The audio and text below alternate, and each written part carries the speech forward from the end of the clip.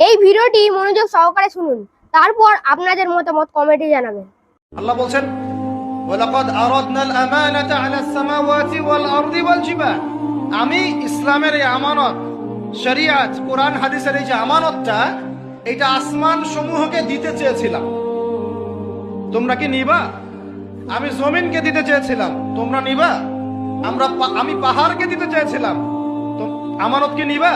ফাআবাইনা, তারা বলেছে না, নিতে পারবো না। ওয়া আশফাকনা মিনহা, তারা অক্ষমতা প্রদর্শন করেছে। ফাহামালাহাল ইনসান, মানুষ সেই আমানতটা কাঁধের মধ্যে বহন করেছে। আমরা সেই আমানত কি করেছি ভাই? কাঁধে বহন করেছি। আল্লাহ পাক বলেন, ইন্নাল ইনসানা যালুমান জাহুলা, মানুষ কত জালেম, মানুষ কত জাহেল। আমাদের সামনে পরকালীন এই কঠিন জবাবদিহিতা অপেক্ষা করছে।